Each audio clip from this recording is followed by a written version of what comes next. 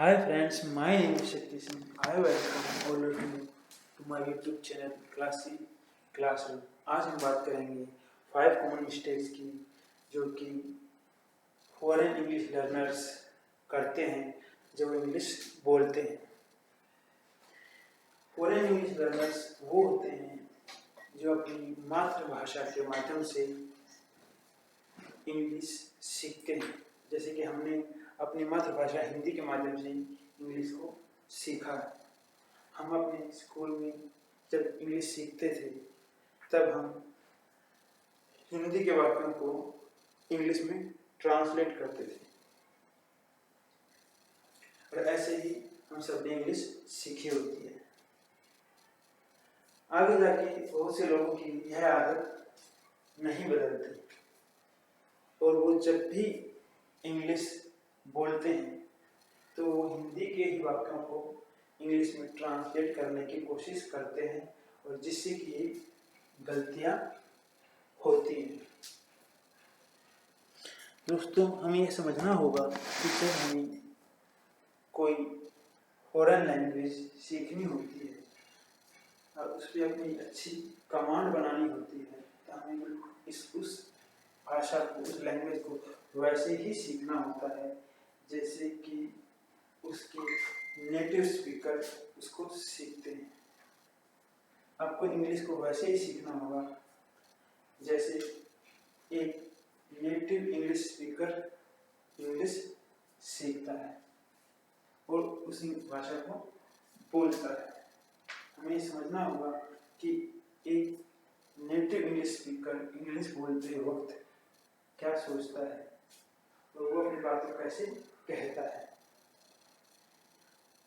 आप यह भी सोच सकते हैं या इस बात को ऐसे समझ सकते हैं कि जब किसी अंग्रेज को हिंदी सीखनी होगी तो उसको हिंदी के साथ साथ यह भी सीखना होगा कि हम हिंदी कैसे बोलते हैं और हिंदी बोलते हुए हम अपनी बात को कैसे रखते हैं और हिंदी बोलते हुए हम क्या सोचते हैं। तभी वो हिंदी पर अपनी पकड़ अच्छी कर पाएगा, एक अच्छी हिंदी बोल पाएगा। ऐसे ही इंग्लिश के केस में होता है। जब हमें इंग्लिश सीखनी होती है तो हमें यह सीखना होता है कि एक नेटिव स्पीकर इंग्लिश बोलते वक्त अपनी बात को कैसे रखता है, कैसे कहता है और वो इंग्लिश बोलते हुए क्या सोचता है। चलिए आगे बढ़ते हैं और देखते हैं उन 5 कॉमन मिस्टेक्स को जो कि एक फॉरेन इंग्लिश लर्नर इंग्लिश बोलते हुए करता है। ज़्यादातर वो लोग या वो बच्चे जो हिंदी मीडियम से इंग्लिश सीखते हैं। जैसा कि आप देख सकते हैं यहाँ पर 3 वाक्य लिखे गए। ये तीनों ही वाक्य इंग्लिश में अपना नाम बताने के लिए प्रयोग किए जाते हैं। परंतु दोस्तों, क्या ये तीनों वाक्य ही सही होते हैं या इनमें से कोई एक वाक्य सही होता है? चलिए पहले हम ये देखते हैं कि इनमें से कौन से वाक्य गलत है और कौन से वाक्य सही है। जैसा कि आप देख सकते हो कि पहले 2 वाक्य गलत है और तीसरा वाक्य सही है। ऐसा क्यों होता है, यह कारण भी हम जानेंगे।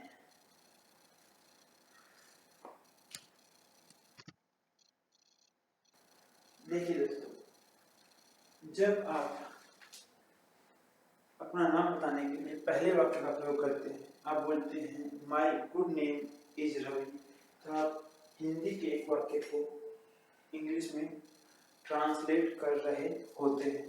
जैसे हम हिंदी में बोलते हैं कि मेरा शुभ नाम रवि है, तो उसी वाक्य को आप इंग्लिश में ट्रांसलेट करते हैं कि my good name is Ravi. अब शुभ शब्द को इंग्लिश में ट्रांसलेट करने के लिए इंग्लिश के गुड शब्द, गुड वर्ड का प्रयोग करते हैं।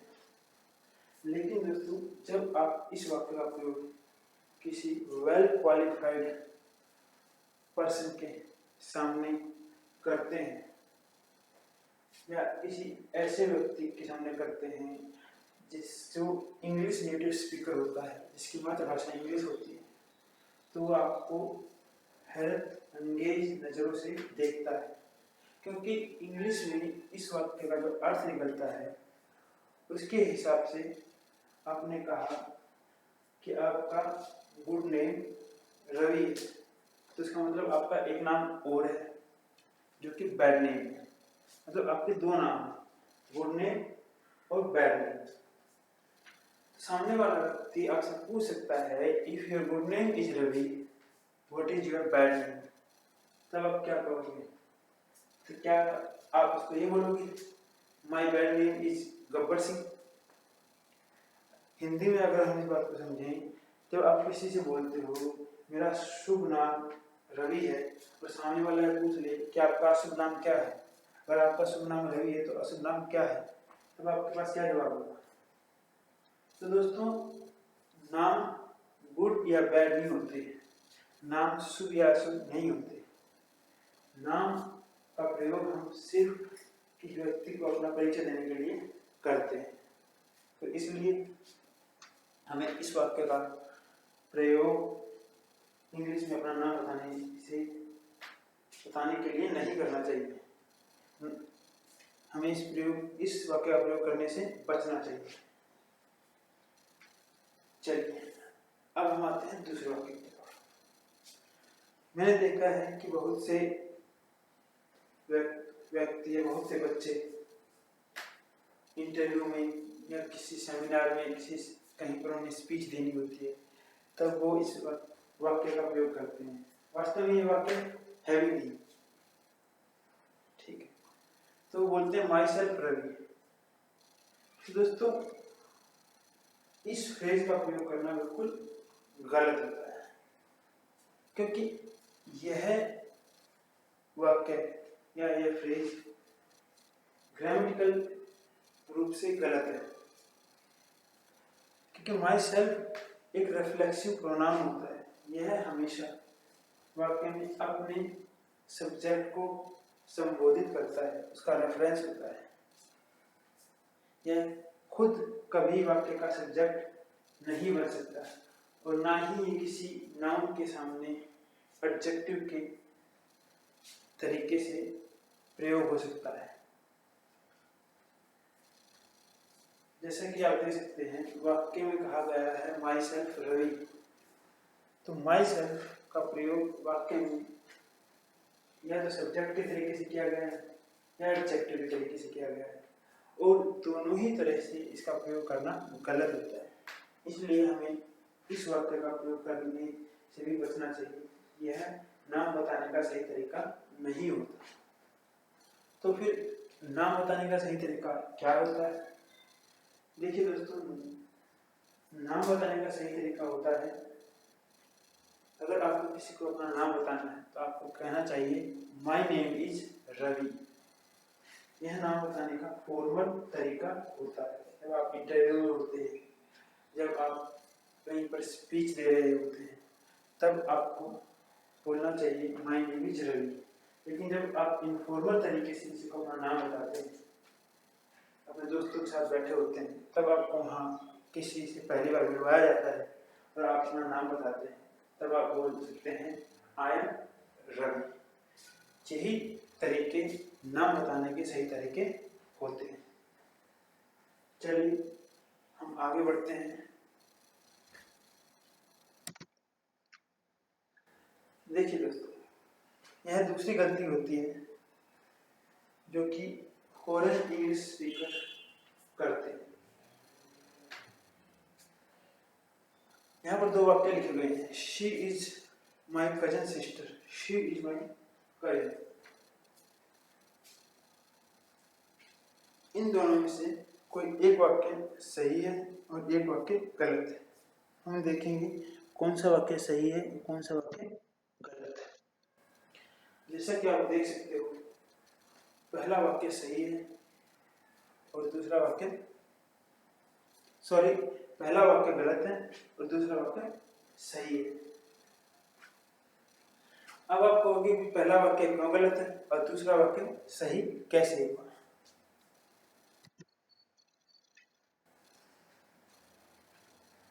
देखिए दोस्तों, जो हिंदी होती है ना, हिंदी में जेंडर अर्थात लिंग दो प्रकार के, स्त्रीलिंग और पुल्लिंग। लेकिन इंग्लिश में जेंडर अर्थात लिंग चार प्रकार के होते हैं: feminine, masculine, common and neutral. Feminine gender स्त्रीलिंग को दर्शाता है, मैस्कुलाइन जेंडर पुल्लिंग को दर्शाता है, न्यूट्रल जेंडर नपुंसकलिंग को दर्शाता है। नपुंसकलिंग अर्थात उन चीजों को जो लाइफलेस होती है, जिनमें जान नहीं होती, जो कि निर्जीव होती है। और कॉमन जेंडर उन शब्दों को बताता है जो कि दोनों के लिए प्रयोग हो सकते हैं। दोनों अर्थात वो शब्द मेल और फीमेल दोनों के लिए प्रयोग किए जा सकते हैं। जैसे कि मैं उदाहरण के तौर पे बताऊं, a teacher, a student and A doctor, ये कॉमन जेंडर के लिए प्रयोग किया जाता है। इनका जेंडर कॉमन होता है। इसी तरह कजन भी कॉमन जेंडर होता है।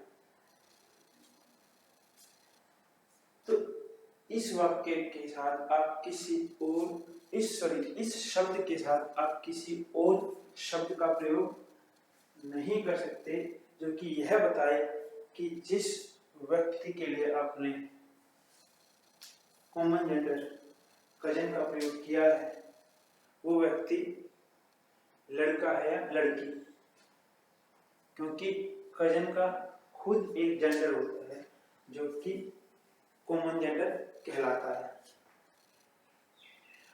फिर आप कहेंगे तो कैसे स्पष्ट होगा कि कॉमन जेंडर जिस व्यक्ति के लिए प्रयोग किया गया है वो लड़का है या लड़की?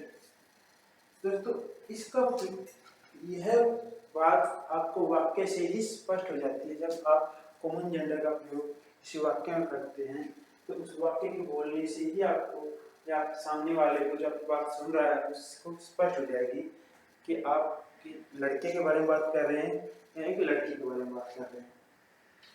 जैसे कि आप देख सकते हो यहाँ पर लिखा गया है शी इज माई कजन। इस वाक्य में कर्ता अर्थात सब्जेक्ट शी है और शी लड़की के लिए प्रयोग होता है। तो वैसे सामने वाला समझ जाएगा कि आपकी कजन एक लड़की। अगर आप कहते हो she is my class teacher, तो आप जब शी वर्ड का प्रयोग कर रहे हो तो आपको पता है, तो ऑब्वियसली सामने वाले को पता चल जाएगा कि आपकी क्लास टीचर एक लड़की है। ही इज ए डॉक्टर, जब आपने कहा ही इज ए डॉक्टर तो यहाँ पर सब्जेक्ट ही है, तो आप सामने वाले को पता चल जाएगा कि डॉक्टर एक लड़का है। तो इसलिए आपको इन वर्ड्स के साथ अलग से कोई और वर्ड प्रयोग नहीं करना चाहिए जो यह बताए कि सामने वाला जिसके बारे में आप बात कर रहे हो वो लड़का है या लड़की। चलिए आगे बढ़ते हैं।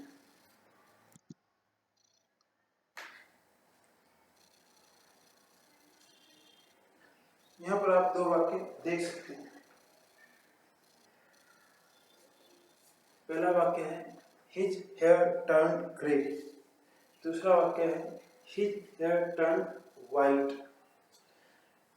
इन दोनों ही वाक्यों का अर्थ अर्थात मीनिंग सेम है। दोनों ही वाक्य यह कह रहे हैं कि उसके बाल पक गए हैं। उम्र के साथ लोगों के बाल पक जाते हैं। आजकल तो कम उम्र में ही लोगों के बाल पक जाते हैं।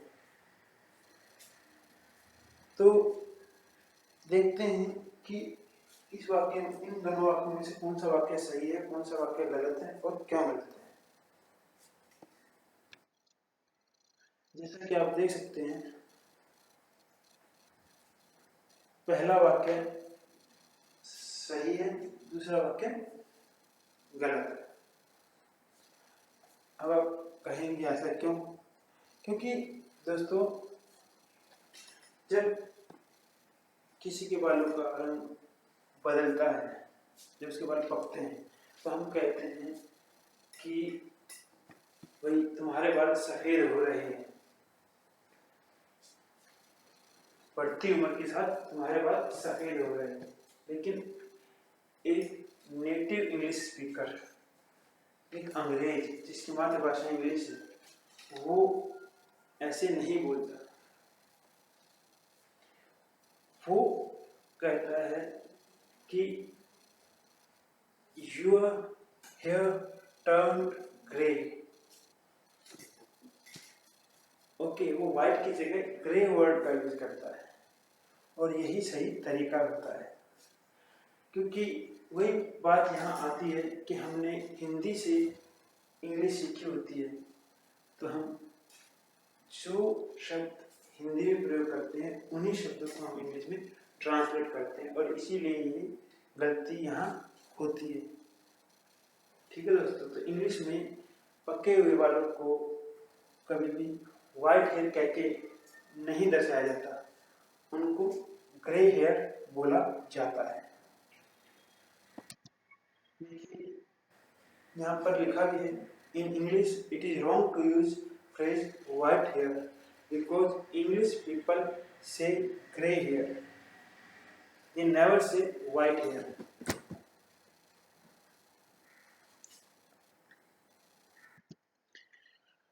चलिए दोस्तों, अब हम आते हैं चौथी गलती की तरफ, जो लोग अक्सर करते हैं। पहले मैं आपसे पूछना चाहूंगा कि रिप्लाई का हिंदी में क्या अर्थ होता है। तो आप कहोगे रिप्लाई का अर्थ होता है उत्तर देना या जवाब देना।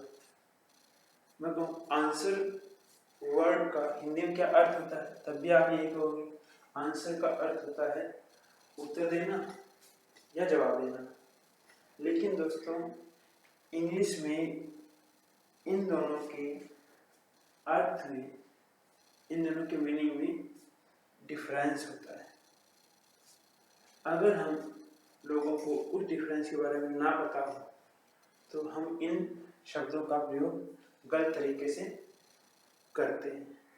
पहले तो हम ये देखते हैं कि इनमें से कौन सा वाक्य सही है, कौन सा वाक्य गलत है। जैसा कि आप देख सकते हो, पहला वाक्य गलत है, दूसरा वाक्य सही है। ऐसा क्यों, वो भी हम आपको बताते हैं। देखिए दोस्तों, आंसर वर्ड का यूज आप तब करते हैं जब आप किसी के सवाल का जवाब दे रहे होते हैं। We always answer a question. अगर आपसे कोई पूछे कि आप कहाँ रहते हो, तो आप बताओ उसको अपना एड्रेस कि मैं भाई हरियाणा में रहता हूँ, दिल्ली में रहता हूँ, और दिल्ली में कहाँ रहता हूँ। जब आप ये सब बताते हो उसके सवाल के जवाब में, तो आप उसके सवाल का आंसर कर रहे होते हो। ठीक है, लेकिन मान लो आपका दोस्त आपसे कहे, आप अपने दोस्त के साथ पार्क में घूम रहे हो, मौसम बहुत अच्छा है, तब आपका दोस्त आपसे पूछे यार आज मौसम तो बहुत अच्छा है, और तब आप उसकी बात के जवाब में कहो हाँ आज सुबह बारिश हुई थी, उसी के कारण आज मौसम बहुत अच्छा है। तो यहाँ आपके दोस्त ने आपसे कोई सवाल नहीं पूछा, लेकिन आपके दोस्त ने कुछ कहा और उसी की बात का जवाब देने के लिए आपने भी कुछ कहा। यहाँ आपने अपने दोस्त की बात को रिप्लाई किया है, आपने उसके किसी सवाल का जवाब नहीं दिया।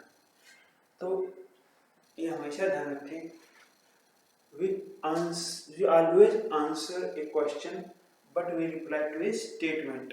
For example, when a teacher asks a question, a student answers a question. When your father calls your name, you reply to him. You do not answer him. जब आपके पिताजी कहीं दूसरे कमरे में बैठे जोर से वो आपका नाम पुकारते हैं, तो रवि क्या कर रहा है, तो आप कहते हैं हाँ पिताजी क्या कहा आपने, तो आपने उनकी बात का रिप्लाई किया, ना कि उनकी सवाल का जवाब दिया, क्योंकि आपको सुना ही नहीं दिया ना कि उन्होंने क्या कहा या क्या पूछा। उन्होंने कहा कि रवि क्या कर रहा है, तब आपको ये बताना चाहिए था कि आप क्या कर रहे हो। अगर आपने वो बताया होता तब आपने उनके सवाल को आंसर किया होता। लेकिन आपके पिताजी ने पूछा कि रवि क्या कर रहा है, आपको ढंग से सुना ही नहीं दिया, तब आपने कहा हाँ पिताजी क्या कह रहे हो आप, तब आपने कुछ ऐसा जवाब दे दिया। तो इसका मतलब ये है कि आपने उनकी बात को रिप्लाई किया, ना कि उनके सवाल का आंसर दिया। यही फर्क होता है रिप्लाई और answer.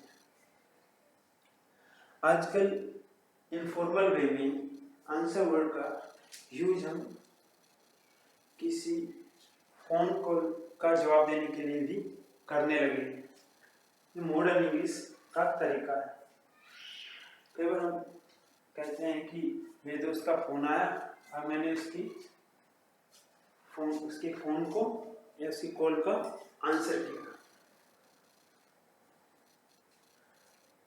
Okay, my friend called me yesterday and I answered his call. तो यहाँ आप आंसर वर्ड का प्रयोग कर सकते हो। ये मॉडर्न इंग्लिश का तरीका है। फॉर्मल वे में, फॉर्मल वे में आप यहाँ पर आंसर वर्ड का यूज नहीं कर सकते। चलिए हम आगे बढ़ते हैं।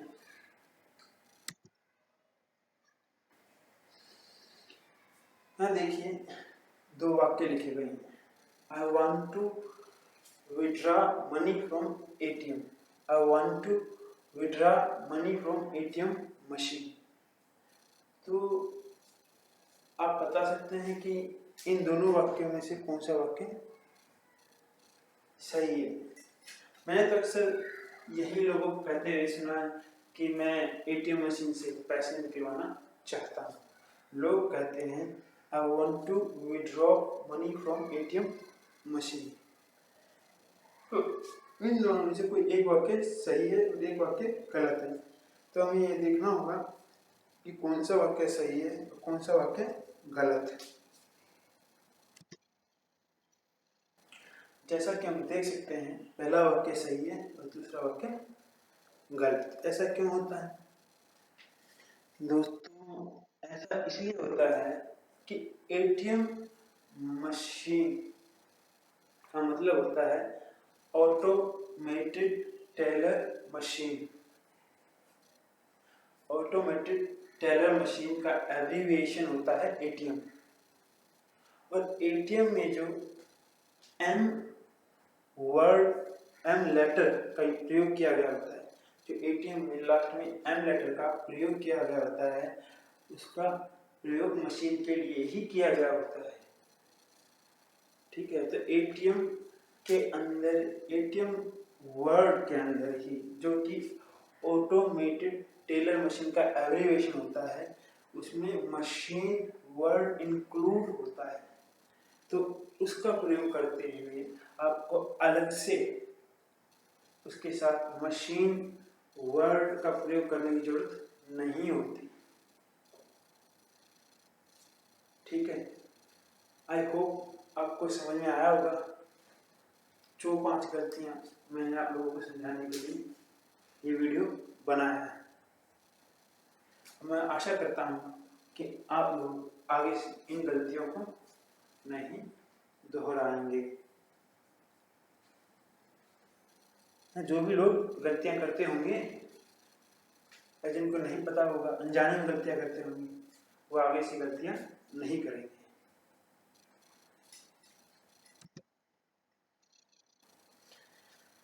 Thanks for watching this video.